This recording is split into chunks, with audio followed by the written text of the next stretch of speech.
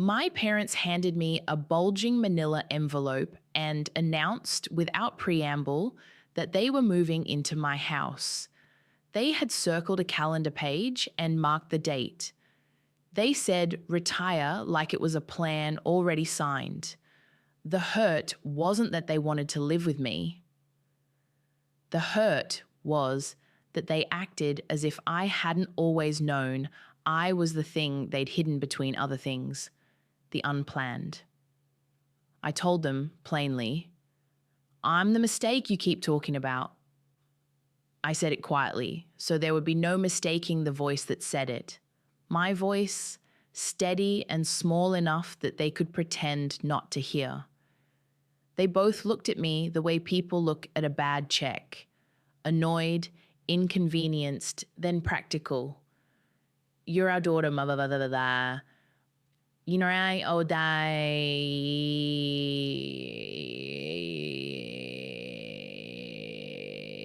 You'll always be family. My father slid the envelope toward me. So the papers inside stamped with memos and calculations. There was a budget, an assumed split of utilities, a clause about maintenance. There was a line item labeled room and board, followed by a dash and no dollar amount. That was the first betrayal. They planned to make themselves at home in my space, as if home was something you could just change the locks on by deciding. What made it worse was how neat and businesslike they were about it, as if years of calling me a mistake could be erased with balance sheets and a calendar date. I should tell you who I am so you understand how this could happen. I'm 38. I work in a hospital billing office. Not glamorous, steady, the kind of job that pays the mortgage and keeps the lights on. 8 years ago, I bought the house on the corner of Maple and 3rd, small, 3 bedrooms, a backyard that takes less than an hour to mow, in a neighborhood that used to belong to people who owned things but has been working its way toward ordinary since the factory closed. My mortgage is $1,350 a month. My take-home is $3,200. Property tax, insurance, and utilities add another $700 on a good month. I eat dinner at home. I do not have a trust fund. When I say I couldn't just leave, I mean it financially. I mean it physically. My job is not portable, and my mother had a stroke in 2014 that left her with uneven balance and the habit of sleeping badly. Those are facts they could point to and use. They did. They also had, until last spring, their own house. It's where I grew up. A narrow brick place with a porch swing and a pantry full of jars of things my mother insisted on canning. They sold it the summer before last. They told me they needed the money to simplify and to pay off a few debts. My father had a pension that squeaked but did not collapse. My mother took odd jobs tidying other people's houses. They said the sale was practical. They said everything that renters say before they discover there are hidden fees. I'll map out the power imbalance because it matters. My parents have the emotional advantage of being parents. That means they can turn on a flashlight of moral obligation anytime the room gets dark. They also have their legal rights as adults who can choose where to live. I have the financial and legal burden of ownership. Between those two things, they held all the levers they needed to make my life suddenly about them. The first week was almost a rehearsal. Boxes appeared at my front door that weren't mine. My mother left sippy cups that had been clean in a cupboard. She set a throw blanket over the back of my couch, like someone making it claim territory. They began to visit every afternoon to see how things were going, which meant my routines, laundry on Sundays, the evening I ate takeout, and watched old LL Cool J movies were suddenly arranged around their appearances. There were small, insistent comments. You should fix the patio stones. It's dangerous. The guest room could be more comfortable. We could chip in for landscaping. Those were not offers, they were bait. My reaction at first was to be accommodating. I fed them. I called the electrician they wanted and let them pick colours for repainting the hallway. There is a strange economy to being the child of people who have disappointed you. You learn small niceties as a measure of control. I thought if I softened, if I gave them a kitchen cabinet to call their own, they might back away from the plan of moving in. I told myself it was logistics, not a transfer of power. The consequence was that they took the smallest kindness as permission. 1 month after the envelope, my father announced, over coffee and the morning news, that he had signed the papers to sell his truck and put the money in a savings account that was for the move. My mother folded her hands and smiled. They told me they had already set up a cleaner to come twice a week, so the house stays manageable. They told me they would help by taking on my grocery shopping and sitting with me on Sunday afternoons so I could rest. The situation got worse because every step they framed as help drew me further into owing them emotionally and logistically. Then the pressure came in a different direction. My sister. She is 2 years younger, lives 30 miles away, and has always had the kind of life that attracted compliments. Stable marriage, 2 kids, a tidy house with better window treatments. She called 2 weeks after the envelope and said the kind of thing people say when they are sure they are doing the right thing. You should let mum and dad move in. They raised you. It's only fair. She spoke the word fair like it was a currency measure. She suggested I could rent a nearby apartment and that we could all chip in for moving expenses. The betrayal of that moment was small and surgical. The person I might have expected to defend me offered me a sacrifice. My reaction was to feel my walls close in. I told her no. I said I couldn't afford to uproot the mortgage. She said something about pride, then hung up. The consequence was that she stopped returning my calls as often. And when she did, her voice had the light, casual tone of someone who assumed the outcome was settled. The situation worsened because my sister started forwarding me messages from my parents about arrangements, messages she sent as if they were neutral updates rather than sales meant to catch wind. A week later, they brought up the will. My father, over breakfast, said, "We'll change the will to reflect care arrangements if you agree." He slid a sheet of paper across the table that listed, as in blunt adult language, the idea of care credits. The sentence said, "If you care for us in our old age, you will receive preferential treatment in the distribution of assets." It was a contract disguised as a threat. It hurt because it turned love and family obligation into ledger entries. It hurt because years before, when I was a teenager who had been left to learn how to cook an egg and settle myself after being told I was a mistake, I had held my palms out and hoped for something like pure care. Instead, the will was a negotiation. My reaction was anger that had nowhere to go. I drafted a response in my head and tore it up. I told them I would not buy love with a signature. The consequence was immediate. My mother began crying. Loud, scapular crying that wound in the house like fog. She said, "We gave everything for you." She described things they had sacrificed. not as facts, but as a rhetorical force meant to make me confess to gratitude. The situation spun further out. Neighbours started asking gently when the folks would move in, as if their living arrangement were a community fixture to be scheduled. At this point, I started keeping a log. I had never thought I would be the kind of adult who kept notes, but mountains are made of grains, and manipulation stacks one small thing on another until the pile becomes a cliff. The log was a ledger of all the times they left pots on my stove without asking, nor of the nights my mother came over at 11 with a bag of belongings and asked if she could sleep on the couch, just for now.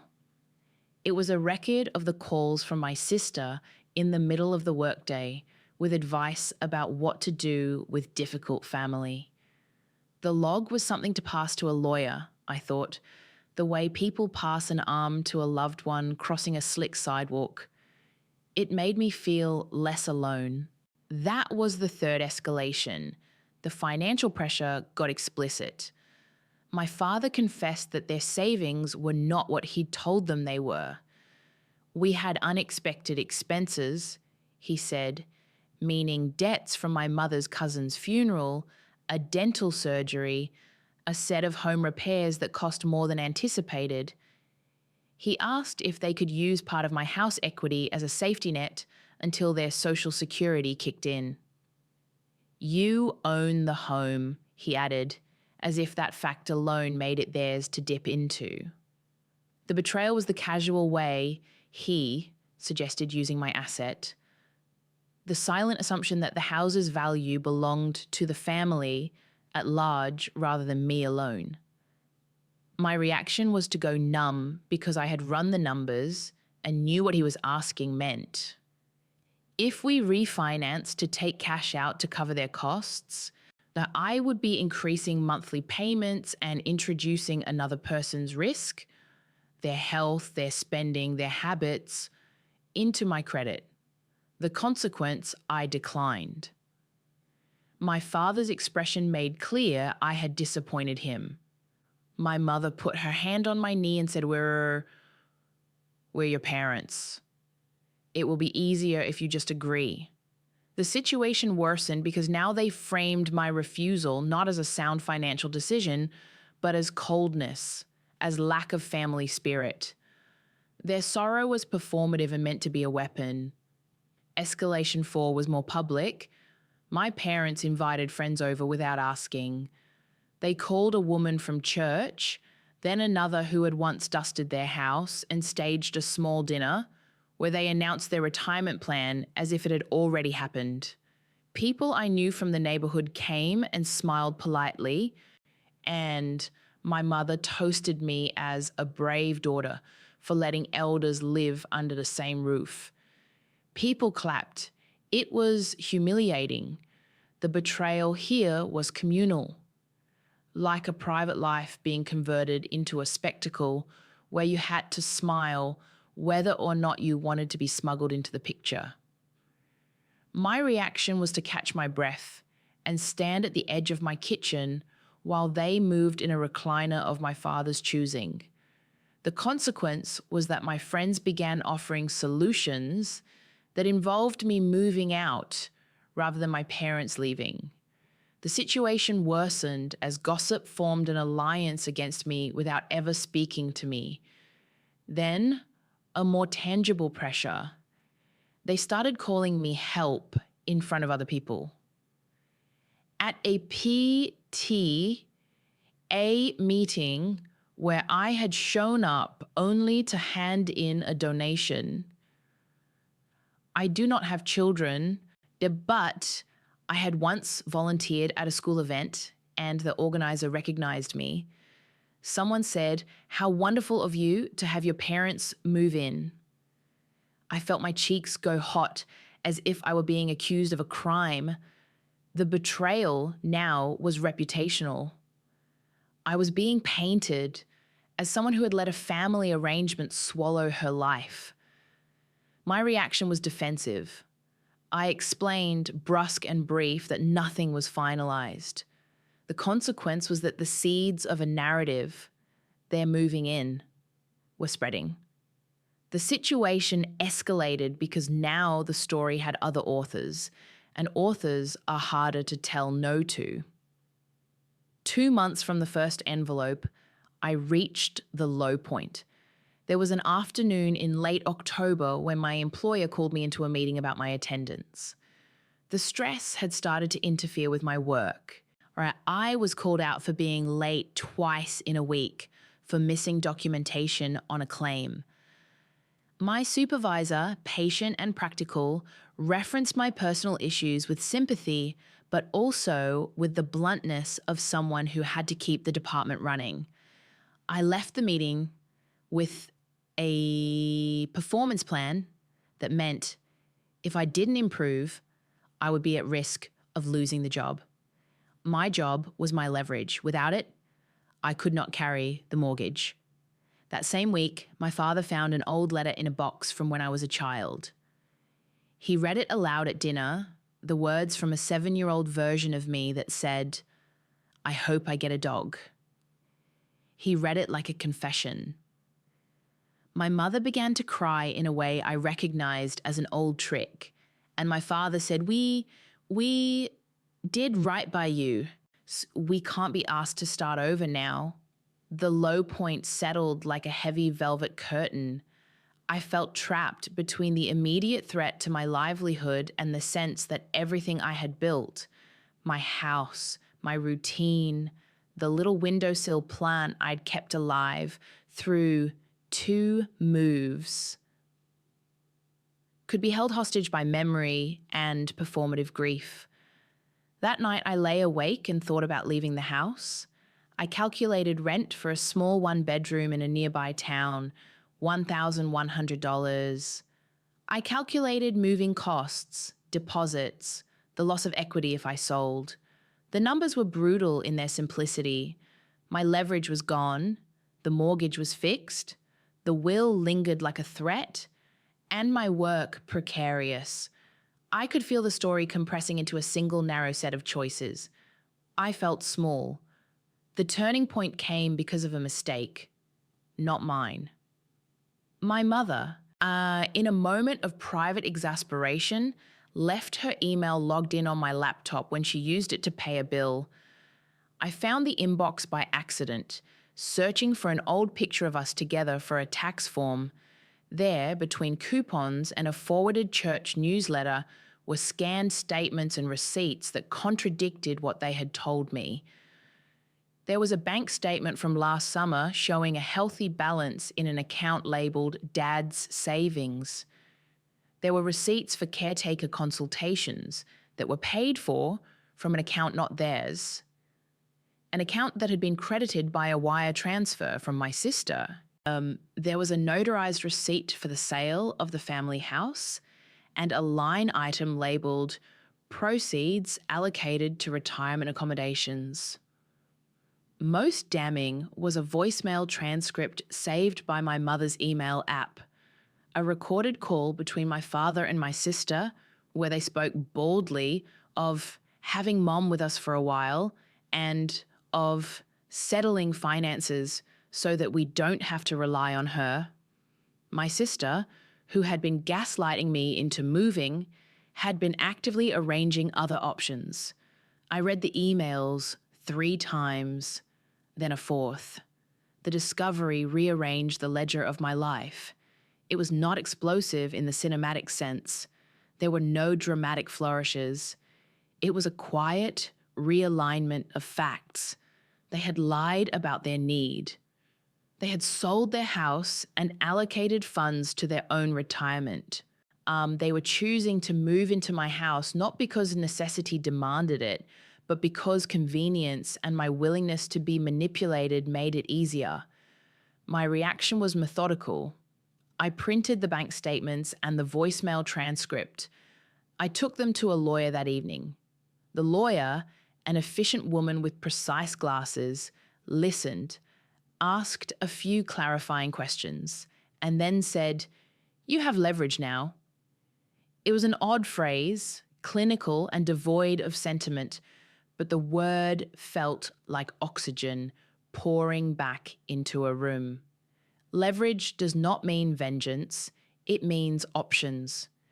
The lawyer suggested a few routes. We could demand a binding lease with clear rent and responsibilities.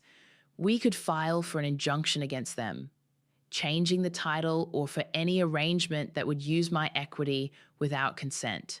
And we could demand the return of any documents that suggested they had administrative control over my house. She also mentioned that the voicemail could be useful if my sister or parents tried to claim financial hardship. The realistic path, the one that did not rely on fantasy, was to negotiate terms that protected me. I went home that night with copies of their own words in my bag and felt a strange calm. Confrontation, when it was anchored in facts, is less theatrical and more like plumbing. You open a valve and water follows. The next day, I invited my parents to sit at my kitchen table. I did not shout or perform. I placed the papers between us like bread on a plate. I watched them read. There was no dramatic admission. My father's face went slack. My mother's eyes filled in a way that was not performance. My father started to speak, apologetic and quick. We thought, he said, which in that moment translated to, we made a choice, and now we are embarrassed to tell the truth. My mother reached for my hand. My heart, trained for kindness, wanted to take it. Instead, I took out the contract the lawyer had prepared. A 12-month lease specifying rent at $800 a month, contributions to utilities at 40%, housekeeping limited to twice weekly by a professional service they arranged and paid for, and a clause that made clear any attempt to access my equity required my explicit notarized approval. The clause about the will was brief. No coercion, no conditional changes tied to care credits. It was boring and precise. That is the turning point, a document, plain and heavy with practicality, that shifted the power dynamic. It removed emotional hostage-taking and replaced it with rules. The parents could sign, we could rewrite our lives into something feasible, or they could refuse and find other arrangements. There was no moral victory, only consequence. The immediate consequence was fury. My father called the lease ridiculous. My mother cried and said I was being cruel. There was a day of heated words where the kitchen felt like a courtroom and the stove was the bench. There was also a morning when my sister called and asked why I had printed the emails, and then why I had lawyers involved. She claimed I had overreacted and accused me of being punitive.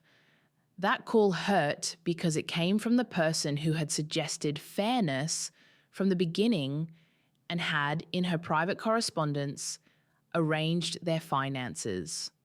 But there were other consequences that were steadier. My parents, when presented with a clear, legally binding alternative, took the lease. My father said he did it because he liked the idea of being useful. My mother said she did it because the lease preserved some comfort. The arrangement was not a reconciliation. It was a workmanlike compromise. They paid the first month's rent late, but they paid it. They sat in the living room and watched television at a low volume. They began to understand that the house was not a communal property simply because we were family. The longer-term consequences were quieter. My sister stopped calling as frequently. There were awkward family gatherings where eyes slid away from the subject of plans.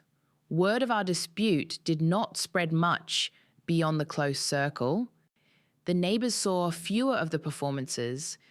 At work, I was placed on a watch for attendance for another month, but I used the calm from the lease to stabilise my routine.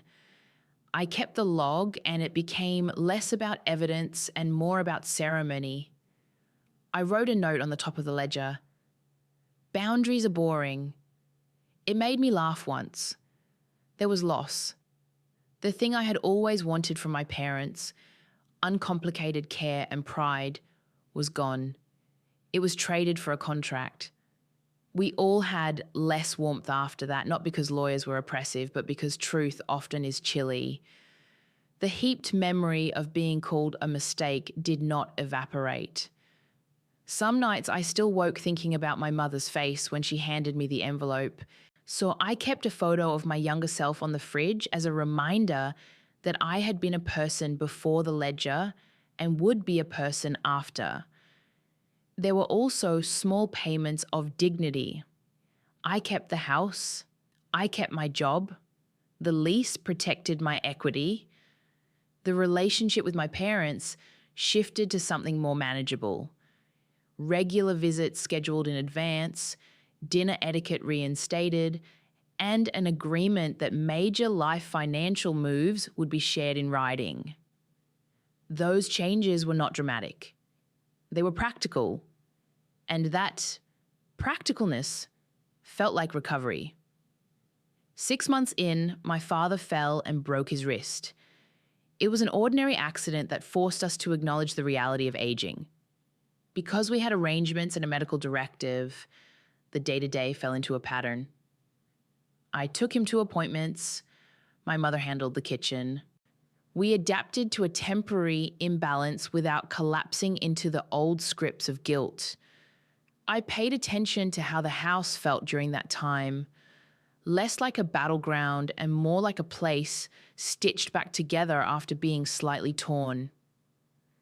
The stitch lines were visible, but the fabric held. Conversations with my sister remained awkward. She invited us to a barbecue one summer and then asked me if I wanted to bring a casserole. I said no. We did not reconcile in some cinematic way. We simply stopped aligning on every life decision, and I learned to leave silence as a space where something neutral could live. My parents and I did not become ideal companions. We became cohabitants with terms. Looking back, the most honest thing I can say is that the power shift was not a theatrical reversal. It was documentation and patience. It was realizing that people who have called you a mistake for years can change their tactics but not their obligations if you insist on a different framework. They can press and perform, but a paper trail and a lawyer's signature make manipulation harder. That is not a lesson in morality. It is a pragmatic observation about how adults negotiate living together when the past is messy. I do not tell you this to offer advice. I tell you this because I want you to know what it felt like to be called a mistake. Then asked to make room for people who had been absent and unkind, and to find an outcome that preserved my life without turning into a soap opera. There were no grand punishments. There was no poetic justice. There was a lease, a therapist I saw sporadically to keep my thoughts in order, and afternoons where we all learned to keep our boxes closed unless invited to open them. In the end, my parents moved in on the date they had circled, but under terms that sat between us like a plain tablecloth, modest, unadorned, functional. They helped with groceries. I took care of paperwork. We argued. We grew quieter around some topics. We laughed sometimes about nothing. I stopped keeping a vigilant log and started keeping a calendar where I scheduled small joys, a haircut, a friend's visit, a weekend away. Those were tiny acts of reclaiming time. There was a last, small act of reconciliation that surprised me.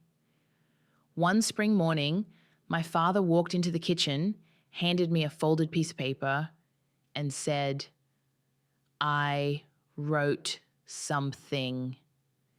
It was a short note, his handwriting spiky and hesitant. It said, "I am proud of you." He hadn't written it when I was a child. He had written it now. It did not erase the past. It made it possible to do the work of being for a few minutes simply acknowledged. If you watch this and you feel the shape of a similar story in your own life, know that the outcome is rarely tidy. People who hurt you do not always wake up and apologize. Sometimes they simply adapt. What matters is deciding where you draw your line and, when you can, putting that line in writing. It's boring. It's sometimes lonely. It is, however, effective. If any of this connected with you, would you leave a like?